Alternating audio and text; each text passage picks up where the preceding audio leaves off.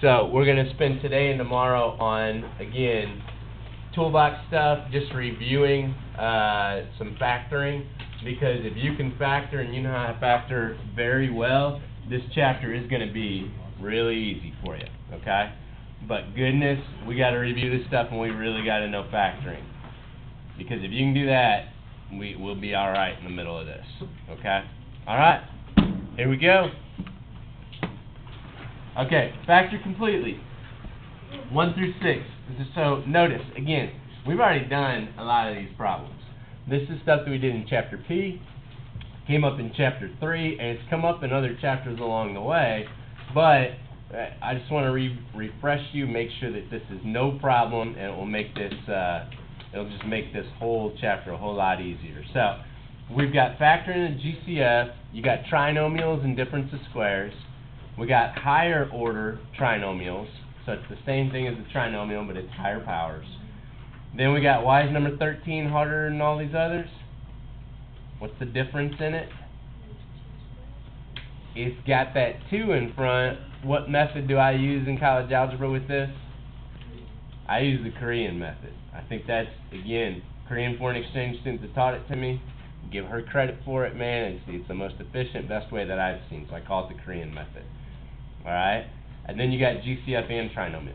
So that's what's going on here. And then we mix them all together on the back. Now again, you've done every one of these type problems before, but this gets you flowing with it. So what I'm going to do is do 1 or 2 out of each section, have you finish it, bring it back, do 1 or 2, have you finish it, etc. through the front. We get to the back, you got the back to do on your own. Okay? Alright, and again, there's nothing new here. This is just review. Alright, so for instance, 1 and 2 will be good, and then I'll let you finish these. Number 1, what can you take out of 3 and 9? I mean, this is very simple. We should fly through this. 3 divided by 3 is 1, 9 divided by 3 is 3. So you are left with a x plus 3. Make sure you write what you're left with. That is going to be more important than ever in the middle of what we're doing in this chapter. Make sure you write what you're left with. Okay? Because this is going to be part of the problems that we do when we get into this chapter. Number 2. If the leading coefficient's negative, take out a negative. It will make it easier, again, with where we're going in the chapter. But make sure you switch both of your signs. 2 and 32 are divisible by 2. Divide them both by 2, you got 1 and 16. And x squared and x share an x. Take that out, you go from 2 to 1, 1 to none. Again, I'm just repeating a lot of language that you've already heard me say all year. But we need this skill in the middle of this chapter. Alright, you finished through 6. Let's check them. Let me roll through real quick. Greatest common factor is a negative 10. That changes this to a positive 12 and a negative 7. Again, when the leading coefficient is negative, I would take out a negative and change your signs. So it leaves a 12x minus 7y. Excuse me. Alright, 4. What's your greatest? 20 and 32. 4, is that it? That leaves a 5 and an 8. And you can also take out an x. 5x plus 8. Alright, so double check these. Make sure you took out the greatest. 21 and 6, you can just take out a 3. You'd be left with a 7x minus 2. And negative 32 and negative 24, take out a negative. Changes both signs. And let me remind you of this. Let's say we took out something that wasn't the greatest. So for instance, let's say you took out a 4. If you took out a 4, when you divide that, you'd have 8. And when you divide that, you'd have 6. Well, 8 and 6 are both divisible by 2, so I didn't take out the greatest. Take out a 2. Again, that is an essential skill that we've got to have. You're not wrong. You don't need to erase the 4 and start over, but you need to keep going. Again, I've taught this before, but I'm refreshing you with it. So what I really took out is a negative 8x, and I'm left with a 4x plus 3. There, everybody should end up with a negative 8x being taken out and a positive 4x plus 3 left inside. And again, what's going to happen in the future with this stuff is we're going to set it equal to 0, or we're going to divide it by something and cancel it out. This is the next 2 chapters both come back to this skill right here immensely. You're going to have to do this again and again and again in the middle of other problems. And honestly, they make it a little easier because you'll see matches and they'll cancel out. Alright, 7 and 8, I think these are going to go real quick. But again, just to refresh you, you're doing factors of 15 that add up to 16. Factors of 15 that add to 16. Just every once in a while, people write these backwards. They put factors of 16 to get to 15. It's of the last one that add to the middle one. So, 1 and 15, there it is. It adds to 16. 2 doesn't work. 3 and 5 would add to 8. Again, you don't have to keep going after you find it. I'm just refreshing your brain of the whole routine to go through here. So because this is the one that worked, it is x plus 1 and x plus 15. There is your answer. Difference of squares, x minus 3, x plus 3. Goodness, I think we've gotten very good at that one. I think we're really good at 7 and 8. That's why I didn't put a bunch of practice here. You just do one of those on your own. Do number 9 real quick. Make sure you can get factors of negative 14 to get to negative 5. Again, an essential skill that we did from the first week in the class, but we got to make sure that it's totally fresh and everybody's good with it. Alright, 14, negative 5. Very good. Negative 1 and negative 4, negative 13. 2 and negative 7 will get you to negative 5. That's the process that I would go through, though. Don't forget the 1. Every once in a while, people forget that 1. And again, you don't have to write this chart. We're to the point in college algebra by any means. Do the least amount of work necessary to get to the right answer. If you do not have to write this, don't write it. But that is your foundation way that if you're stuck will always get you out. Alright, same concept. 10, 11, and 12. Exact same concept. 100%. You're going to do factors of 64 to get you to negative 16. It's just a higher power. But this is all the same process. 1 and 64 gets you to 65. 2 and 32 gets you to 34. 3 doesn't work.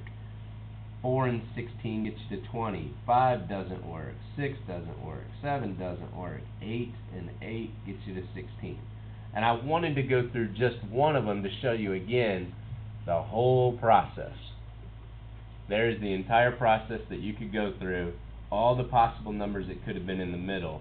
I got the right number, but the wrong sign, so I got to go back and I got to switch these both. Switch your sign. A negative 8 and a negative 8 would add to negative 16, but a negative 8 times a negative 8, positive 64. That is the longest that this stuff could get right there. So, this is an x minus 8 and an x minus 8. The only difference between number 10 and number 7 is that this is a higher power of x to the 4th and an x squared. So because of that, notice how this went is they got to add up. The x's are what went here. Now the x squareds are what go here. X squared minus 8 and x squared minus 8. And technically you could write that. It's not going to be real beneficial for what we're doing, but technically you could write that as x squared minus 8 quantity squared. But again, you don't have to do this right here. I'm just showing you nothing's wrong with it. I just kind of leave it like this. That will probably be more helpful in the long run for everything that we're doing. So it's the exact same process, it's just a higher power for x. Alright, you do 11 and 12. I'm sorry, let me give you the answers real quick. So this should have been x squared plus 8, x squared minus 2. Alright, and then on number 12, you got a x squared plus 4 and an x squared plus 9. Okay? We good? Alright, 13, 14, 15. Now, there's about 4 different ways to teach this. Okay? So we've had some students that came in at semester from Algebra 3, and somebody else could have taught you differently. Again, if you have a way that works, and you can get to the answer of how this is factored, go with it. Alright? If you're already good with it and you know a way. How I teach, because again, there's about 4 different ways to teach this. How I teach it is the Korean method, where I put the factors of the first one right underneath it, 2 and 1. The only factors of 5 are 5 and 1.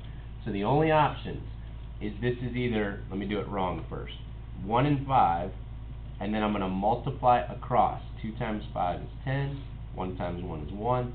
These numbers need to add up to the middle number. So that didn't work. So because it didn't work, that's wrong, I'm going to take the 1 and the 5 and I'm going to flip them around and see if 5 and 1 work.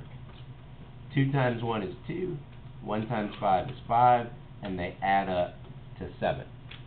Now this may not look that quick in the beginning, but what happens is your brain starts multiplying across real quick and you don't even have to write the numbers, and you start seeing what the combinations are to get you to that middle number. Oh, and there's a misprint right there, I'm sorry. That should say 7x, not 7x squared, my fault. I need to fix that. So my answer is 2x plus 5 and 1x plus 1. The answer then is when you go straight across the 2 and the 5 and the 1 and the 1. You're multiplying diagonally, okay, to get the numbers that add to the middle, but when you actually write the factors, do not write the 2 and the 1 and the 1 and the 5. It's the 2 and the 5 and the 1 and the 1. Some people do that and they get it backwards because they multiplied diagonally and then they want to take it diagonally to come down here. You keep top level, bottom level is what your actual factors are. And again, this is what I've seen be the fastest method in the long run. Because you can start looking at it and go, okay, 14 is 3 and 1. And then 8, let's see. 2 would be 6 and 4. There you go. 2 and 4. Since it's going to be negative, I need the bigger number to be negative. Negative with the 2. What I just did in my head is I played around with multiplying diagonally. That's a negative 6 plus 4. And a negative 6 plus 4 would get me to my negative 2. I'll go ahead and write it out here. But you do not have to write it out. You don't have to write this. Again, whatever you got to do to be successful. But to end with 3x plus 4 and x minus 2. At a college algebra level, this right here is an Algebra 1 concept. Level of difficulty is Algebra 1. Now, it was the harder stuff in Algebra 1, but you should have been first introduced to this in Algebra 1. So you've had probably 3 different teachers teach you this. And you may have seen 3 different ways with it. There's grouping, there's diamond method, box method, there's all these different things.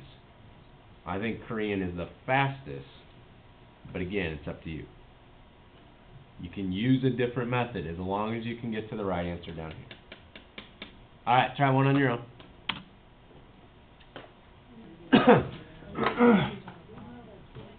5 and 1 to get to 13 would be 2 and 3. That would get you to 10, and another 3 would be 13. But I've seen this a whole bunch. This is the most common error when I tested you over this stuff. What's wrong? Negative. That gets left off a whole bunch. That should be a negative 2 and a negative 3. So this should be 5x minus x minus. Be very about that. So that missed a bunch of times when we test. Alright, last thing, just combine stuff. So you got 2 steps here. On 16, you got to take out the GCF, and once the GCF is out, you'll be left with a trinomial that you can factor. So take out an x, you're left with an x squared, an x to the first, and no x's.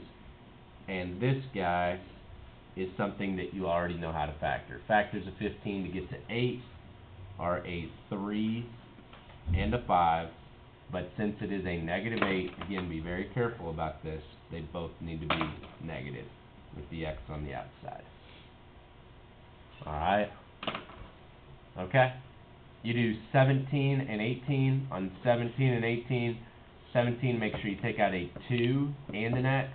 And on 18, make sure you take out a negative 3. Alright, so do both of those real quick.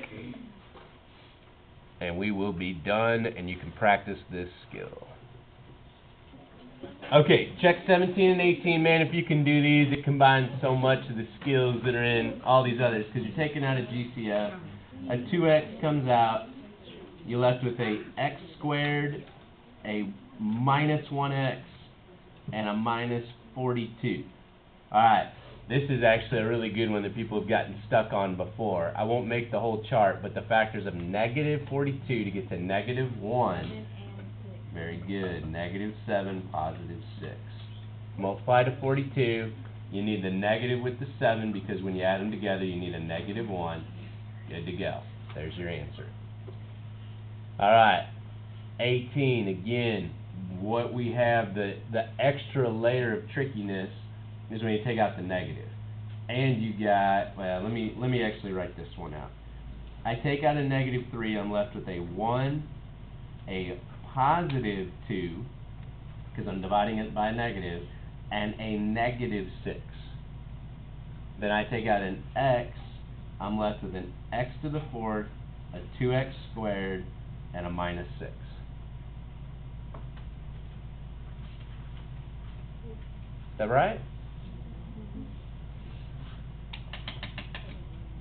And now you can't factor it, huh?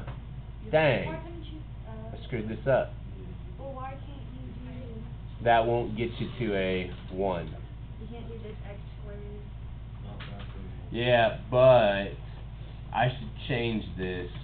Shoot. I should change what I was going for is this to be like a 3. I just screwed it up. Then this would factor to a 1, and that is factorable.